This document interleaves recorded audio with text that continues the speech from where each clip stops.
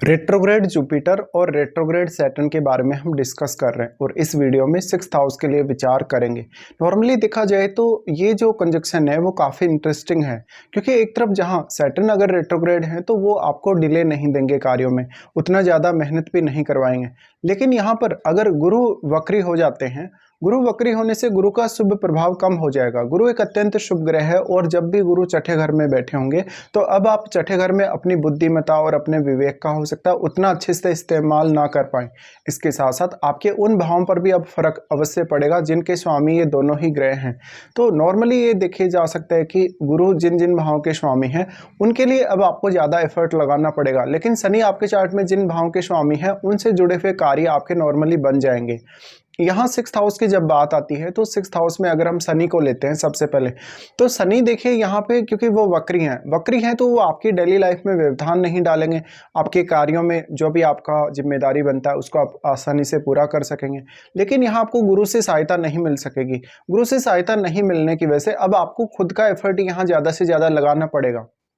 यहाँ पे फिर डिपेंड ये करता है कि जो छठा घर है वो कौन से ग्रह का है वास्तव में, या छठे घर का जो स्वामी है वो कौन है और उसका संबंध गुरु से और शनि से कैसा है। इसके साथ साथ आपके चार्ट में जो दोनों ही ग्रहों से संबंधित भाव हैं वो कौन कौन से हैं और उन भावों का संबंध यहाँ आपके चार्ट में किस तरीके से बन रहा है। तो यहाँ अब दोनों प्लैनेट्स का स्थित होना आपकी डेली लाइफ में कभी भी कोई व्यवधान नहीं डालेगा, बट एफर्ट आपको कुछ हद तक ज़्यादा करने पड़ेंगे जैसे हम गुरु के बारे में अगर विचार कर रहे हैं तो। लेकिन यहाँ जब भी दोनों ग्रह साथ स्थित होते हैं, कंजक्शन में होते हैं, तो वहाँ साइन जिसमें वो बैठे होते हैं उसकी इंपॉर्टेंस सबसे ज़्यादा होती है। तो यहाँ डिस्पोजिटर का रोल बहुत अहम है और डिस्पोजिटर का जो संबंध है दोनों के साथ वो भी काफ़ी अहम है। अब आप ये देखिए कि आपके चार्ट में शनि कौन कौन से भावों को रिप्रेजेंट कर रहे हैं। कहीं ना कहीं उन भावों से संबंधित रिजल्ट्स को अब आप 6th हाउस के थ्रू हासिल कर सकते हैं। लेकिन नॉर्मली यहाँ अब आपको शनि डिले नहीं कर रहे, आपके लगभग हर काम समय पर बनेगा लेकिन स्टेबल रहेगा। यहाँ गुरु है तो अब गुरु वक्री होने से आपके उन भावों को देखिए जिन भावों को यहाँ गुरु रिप्रेजेंट कर रहे हैं आपके चार्ट में, तो उन भावों से संबंधित कार्यों का जो रिजल्ट है कहीं ना कहीं इस हाउस के थ्रू आपको मिलने की संभावना है। लेकिन क्योंकि गुरु रेट्रोग्रेड है, रेट्रोग्रेड होने की वजह से गुरु का यहाँ शुभ प्रभाव कम हो गया है, तो आप अपनी पूरी क्षमता का इस्तेमाल आप यहां नहीं कर सकेंगे। अब देखिए आपके चार्ट में यहां दोनों ही ग्रह बैठे हैं तो 6th हाउस के प्रति आपको काफी सीरियस होना पड़ेगा। 6th हाउस से जुड़ी हुई जितनी भी आपकी लाइफ में चुनौतियां हैं, जैसे आपका कोई शत्रु है, आपने कोई लोन वगैरह ले रखा है, या कोई फाइनेंशियल आप ऐसे रिस्क लेके बैठे हैं, या कोई भी ऐसा स्वास्थ्य से रिलेटेड इशू है, उन मामलों में ज़्यादा से ज़्यादा ये दोनों ही ग्रह स्टेबल रखेंगे आपको। तो ऐसा हो सकता है कि दोनों के यहाँ होने से आपके रोजगार में या आपके कार्य में ज़्यादा व्यवधान ना आए, आपका जो रूटीन वर्क है वो अच्छा रहे, और आप जितना ज़्यादा रूल रेगुलेशन को फॉलो करेंगे अपनी लाइफ में और अपनी रूटीन में उतना आप अच्छा कर सकेंगे, क्योंकि यहाँ आपको ज़्यादा एफर्ट लगाने की आवश्यकता है स्वयं की तरफ से। लेकिन जो भी अब आपका एफर्ट है शनि के वक्री होने से वो व्यर्थ नहीं जाएगा। अब दोनों ही ग्रह यहाँ बैठे हैं तो दोनों से संबंधित भावों को देखिए और उन भावों के लिए अब आप क्या कुछ कर सकते हैं, कितना आप मेहनत कर सकते हैं। तो अब दोनों भावों से जुड़े हुए जो रिजल्ट्स हैं वो कहीं ना कहीं आपकी मेहनत पे, आपके हार्डवर्क पे ही डिपेंड करेंगे। अब यहाँ दोनों ग्रह हैं तो नॉर्मली जिस भी इंसान की अगर डेली लाइफ बहुत बेहतर होती है तो उसके करियर में बेहतरी आने के चांसेस उतने ही ज़्यादा होते हैं, और जिसका डेली लाइफ स्टेबल होता है या जिसका वर्क प्लेस काफ़ी कंफर्टेबल होता है उसके लिए उसका भी ऐसा ही स्थिति होता है। लेकिन यहाँ देखिए ये आपके कलीग्स के साथ जो आपकी रिलेशनशिप है उनको ये भाव दर्शाता है। तो ऐसा हो सकता है कि आप अपने रूटीन वगैरह को लेकर तो काफ़ी स्ट्रिक्ट हैं, लेकिन अपने कलीग्स के साथ, बॉस के साथ आपका जो रिलेशन है उसको लेकर भी आप काफ़ी सीरियस हैं। तो ऐसा होगा कि आपको ये कंजक्शन होने से कभी कभी आपके वर्क प्लेस पे बहुत ज़्यादा जिम्मेदारियां देखने को मिल जाएंगी, और उन जिम्मेदारियों के लिए हो सकता है कि आपको उतना मान सम्मान या एप्रिसिएशन ना मिले, क्योंकि नॉर्मली यहाँ जो गुरु हैं वो आपको मान सम्मान दिलाने में काफ़ी सहायक हैं, लेकिन गुरु यहाँ वक्री हो चुके हैं। तो ये थोड़ा सा आपके लिए यहाँ समस्या रहेगी। साथ साथ में आप कितना ज़्यादा अच्छे से वर्क कर पा रहे हैं, आपका जो ऑफिस का एनवायरनमेंट है या जहाँ भी आप काम कर रहे हैं वो माहौल आपका किस प्रकार का है।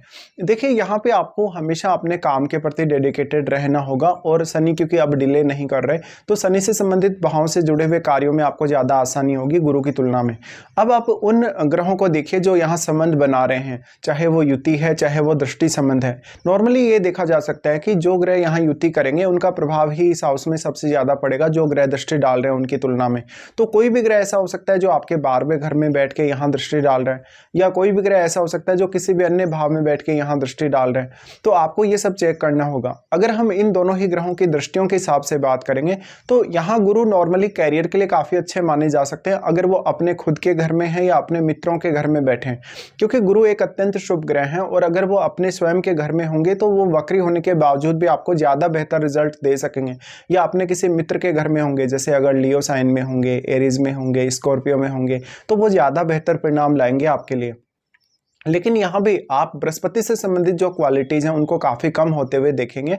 डिपेंड करता है कि यहाँ गुरु कितना स्ट्रॉन्ग स्थिति में बैठा है वक्री होके, तो आपको उतना ही ज़्यादा फिर खुद से एफर्ट लगाना पड़ेगा अपनी तरफ से।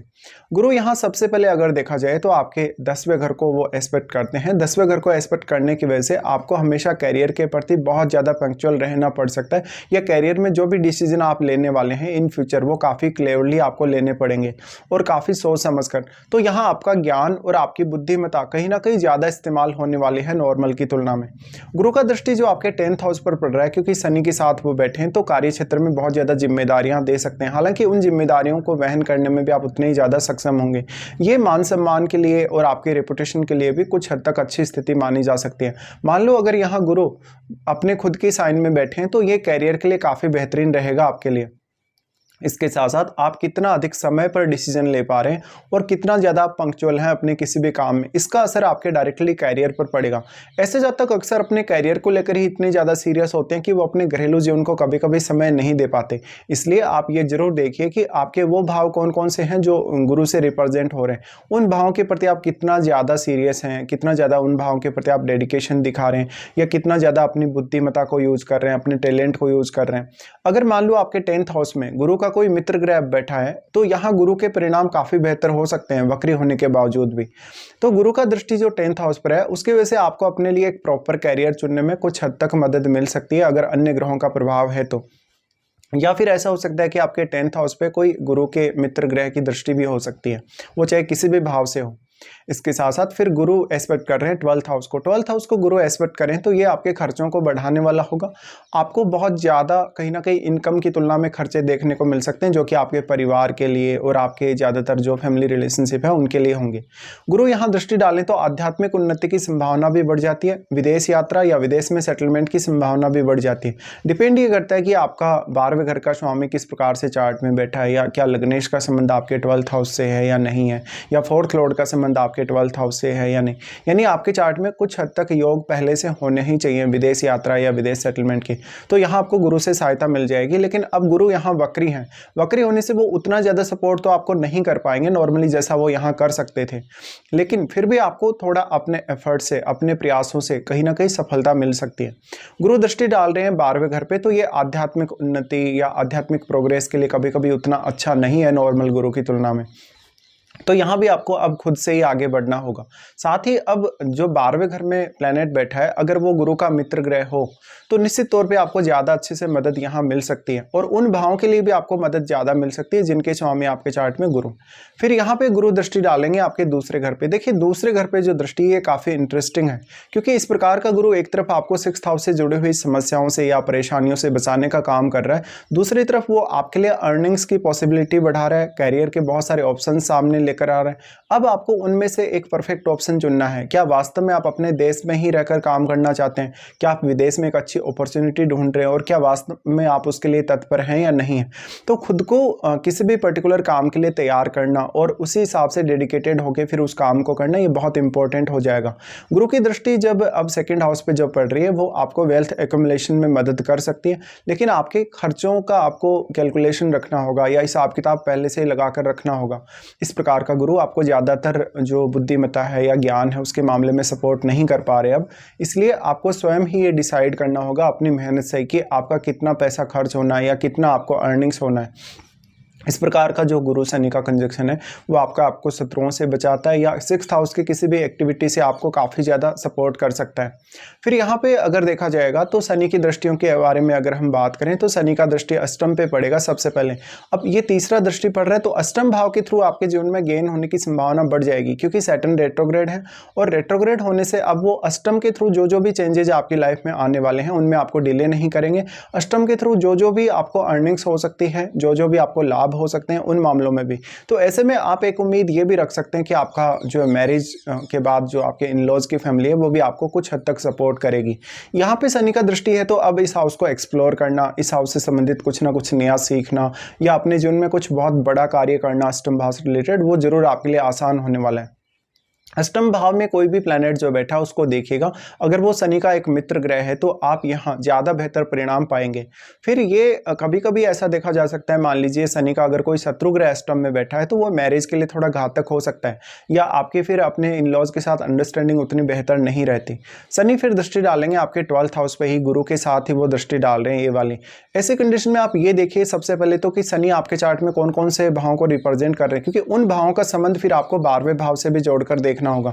नॉर्मली अगर देखा जाए तो ऐसा जो शनि होगा वो हमेशा आपको विदेश यात्रा में सहायता करेगा, इवन विदेश सेटलमेंट में भी, क्योंकि वो यहाँ डिले नहीं कर रहा। और अगर शनि का ही कोई मित्र ग्रह आपके 12वें घर में बैठा है तो इस मामले में आपको और भी ज़्यादा बेहतर रिजल्ट मिल सकते हैं।